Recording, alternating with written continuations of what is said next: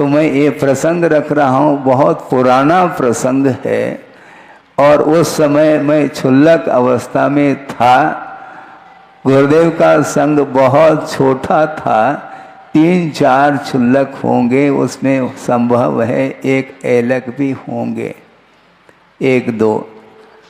उस समय कुंडलपुर सिद्ध क्षेत्र के निकटवर्ती एक छोटा सा ग्राम है पटेरा।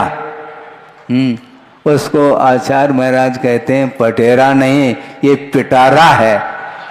हाँ, सारे वहाँ के जो लोग, ग्रामीण लोग बहुत धर्म के प्रति आस्था रखते थे और एक मास ने 2-2 महीने वहाँ पर ग्रीष्म काल भी व्यतीत किया है।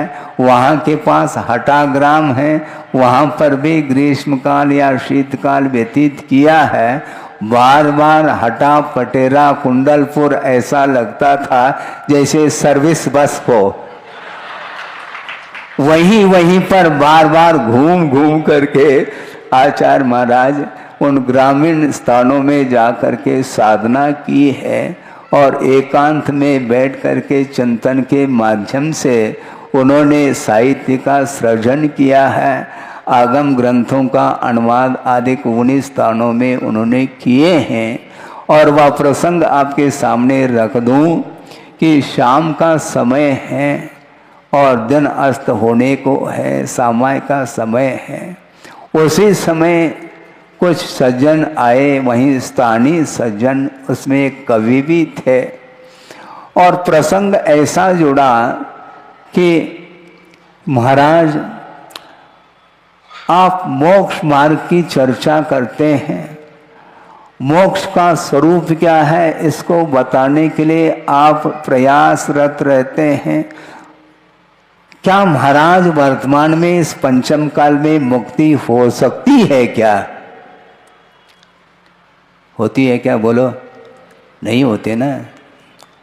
अब उनको सिद्ध करना है, पंचम काल में भी मोक्ष हो सकता है। वस्तुतः मोक्ष है किस चिड़िया का नाम? हाँ, क्योंकि निराकुल भाव का नाम ही मोक्ष है।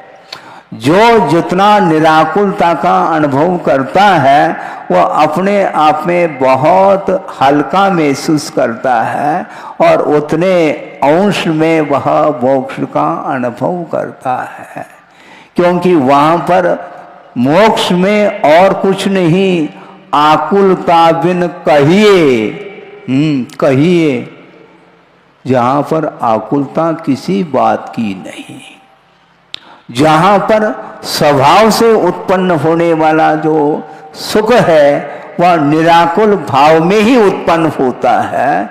इसलिए जितने अंश में आप आकुलता से ऊपर उठोगे उतने अंश में आपको भी मुक्ति का ही एहसास हो सकता है।